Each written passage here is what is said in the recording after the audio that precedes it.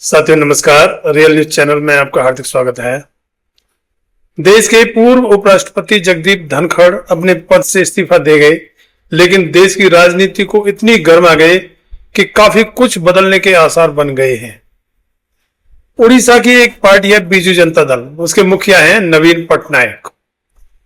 हालांकि नवीन पटनायक 2024 से पहले काफी लंबे समय से सत्ता में रहे थे और अच्छे मुख्यमंत्री माने गए हैं, चाहे घर राज्य में कुछ भी हो, कितनी भी गरीबी हो, लेकिन वो अच्छे मुख्यमंत्री माने गए हैं।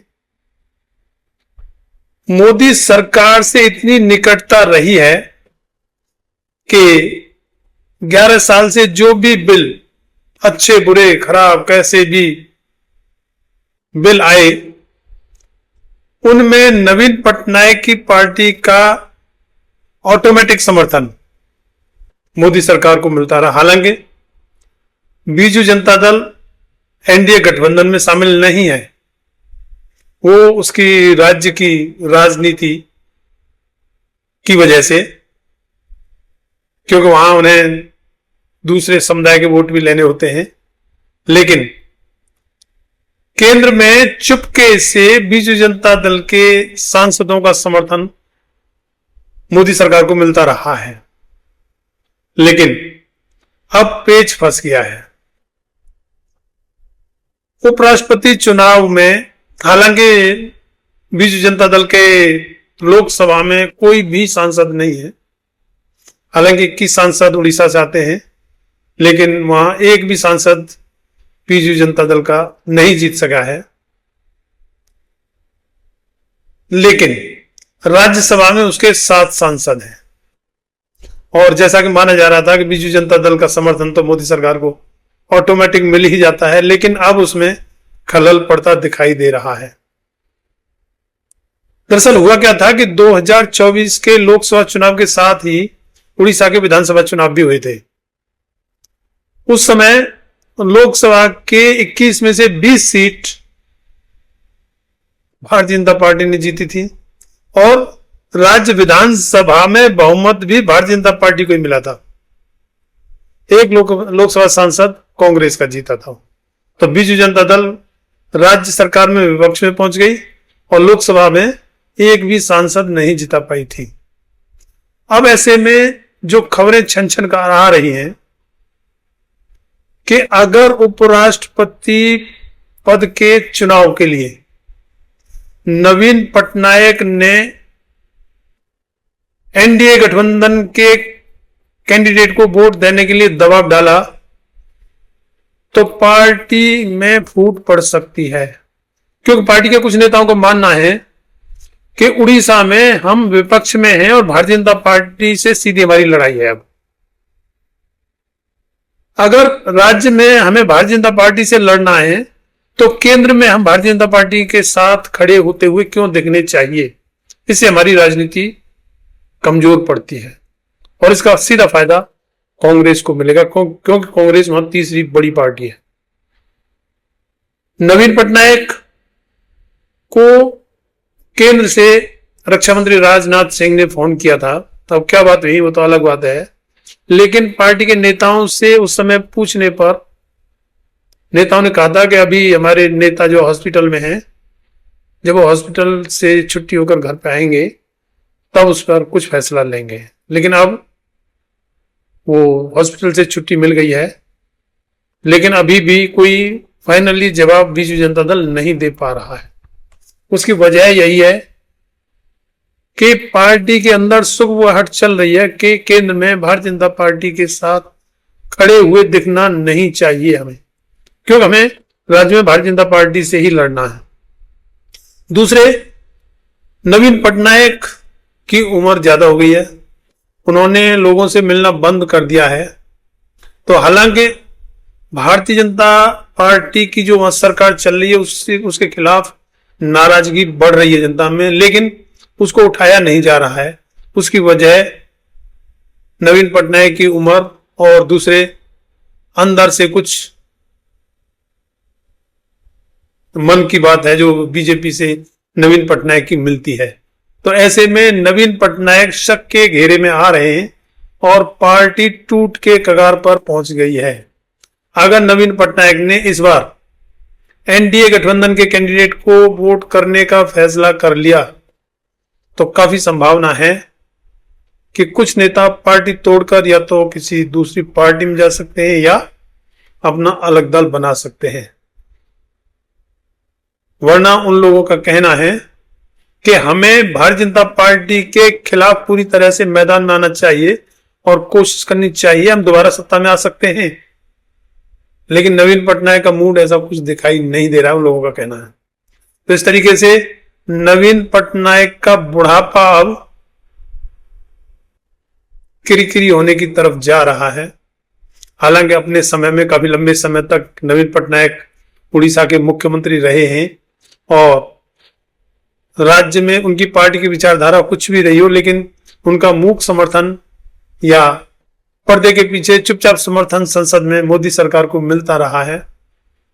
लेकिन अब जमाना बदल रहा है। वैसे भी पार्टी के बीजू जनता दल के लोग मान रहे हैं कि भारतीय जनता पार्टी के सहयोगी दल चाहे साथ रहे हो, चाहे भारतीय जनता पार्टी को समर्थन दिया हो, जो भी भारतीय जनता पार्टी के कामों में सहयोगी बना है वो पार्टी या तो टूट गई है या भारतीय जनता पार्टी में विलय हो गया है या पार्टी खत्म होने के कगार पर पहुंच गई है। तो इसलिए बीजू जनता दल के कुछ नाराज नेताओं का मानना है कि अब हमें हमारी पार्टी को, बीजू जनता दल को सावधान होना चाहिए और भारतीय जनता पार्टी से हर तरीके से प्रतिपक्ष की भूमिका में ही रहना चाहिए और आ जाना चाहिए। तो इसलिए जो उपराष्ट्रपति पद के चुनाव के लिए माना जा रहा था कि बीजू जनता दल का मुख्य समर्थन तो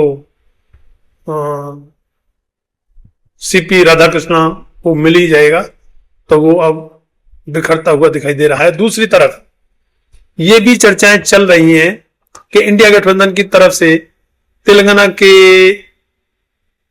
मुख्यमंत्री रेवंत रेड्डी ने चंद्रबाबू नायडू को खुला ऑफर दे दिया है कि वे बीजू जनता दल, आंध्रा की पवन कल्याण की पार्टी और अपनी पार्टी तो है ही, इन सारी वाईआरएस, इन सारी पार्टी को इकट्ठा करके इंडिया गठबंधन के नेतृत्व को या इंडिया गठबंधन के कैंडिडेट बी सुदर्शन रेड्डी को अगर वोट करवा दें तो प्रधानमंत्री का पद चंद्रबाबू नायडू को दे दिया जाएगा। तो पर्दे के पीछे क्या चल रहा है, हालांकि चर्चाएं हैं, संभावनाएं हैं, कोशिशें हैं, तथ्य किसी के पास नहीं है, लेकिन चर्चाएं चल रही हैं। अब आगे क्या होगा ये देखने वाली बात है। वैसे भारतीय जनता पार्टी के होश उड़े हुए हैं। वैसे भारतीय जनता पार्टी के पास पूर्ण बहुमत है, अपने कैंडिडेट को जिताने के लायक उनके पास वोट हैं, लेकिन क्रॉस वोटिंग का डर है और सहयोगी पार्टियों की तरफ से लगातार बातें मिल रही हैं और क्रॉस वोटिंग का डर पूरा बना हुआ है। इस बार पहला चुनाव भारतीय जनता पार्टी के साथ सामने आया, या कहेंगे मोदी जी के सामने, अल्पमत की सरकार के सामने ऐसा चुनाव आया है। हालांकि इससे पहले एक छोटा सा चुनाव जो दिल्ली कॉन्स्टिट्यूशनल क्लब का चुनाव आया था और जिसमें भारतीय जनता पार्टी या कहेंगे अमित शाह का कैंडिडेट चुनाव हार गया था। और संभावना ये जताई जा रही है जब ऐसा छोटा सा चुनाव अमित शाह नहीं जिता सके तो ये तो उपराष्ट्रपति का चुनाव है, ये तो भारी पड़ने वाला है। खैर आगे क्या होगा देखते हैं। वैसे देश की राजनीति फिलहाल गर्मा गर्म है। एक एक नेता या कहेंगे एक एक सांसद के ऊपर दोनों गठबंधनों की नजर है। इस बार एनडीए गठबंधन या एनडीए गठबंधन का नेतृत्व इंडिया गठबंधन के सांसदों को भी फोन कर रहा है और इंडिया गठबंधन के उपराष्ट्रपति पद के उम्मीदवार बी सुदर्शन रेड्डी सीधे एनडीए गठबंधन के सांसदों से भी इंटरेक्शन कर रहे हैं। प्रचार प्रसार में बी सुदर्शन रेड्डी ने मोर्चा संभाल रखा है और जो हकीकत में उम्मीदवार को अपने वोट वोटर से इंटरेक्ट करना चाहिए, वो एक आदर्श स्थिति बी सुदर्शन रेड्डी जी ने बना रखी है। दूसरी तरफ एनडीए गठबंधन के जो उपराष्ट्रपति पद के उम्मीदवार सीपी राधाकृष्णन हैं, उनकी कोई खबर कहीं नहीं आ रही कि वो भी कुछ कर रहे हैं या नहीं कर रहे हैं। शायद उनका भरोसा मोदी शाह के ऊपर टिका हुआ होगा, क्योंकि उन्होंने ही उन्हें खड़ा किया है और उनका मानना है कि वो अपने आप इंतजाम करेंगे। ऐसा देखने में आ रहा है, लोगों की चर्चा है, क्योंकि सीपी राधाकृष्णन की तरफ से कहीं भी कोई भी एफर्ट्स करते हुए दिखाई नहीं दे रहा है। जहां बी सुदर्शन रेड्डी इंडिया गठबंधन और एनडीए गठबंधन के सांसदों से सीधे मुलाकात कर रहे हैं, पत्र लिख रहे हैं, फोन कर रहे हैं और आगे की प्लानिंग भी बता रहे हैं कि मैं सभी को पत्र लिखूंगा, सभी से समर्थन मांगूंगा और मैं कोई राजनीतिक व्यक्ति नहीं हूं, इसलिए मेरा किसी पार्टी से कोई मतलब नहीं है। और ये उपराष्ट्रपति पद के लिए एक अच्छी बात है, क्योंकि उपराष्ट्रपति पद का किसी राजनीतिक पार्टी से कोई संबंध होना भी नहीं चाहिए। इस वीडियो में इतना ही। चैनल को सब्सक्राइब, वीडियो को लाइक, शेयर और कमेंट में अपनी राय जरूर दें। धन्यवाद। जय भीम, जय भारत।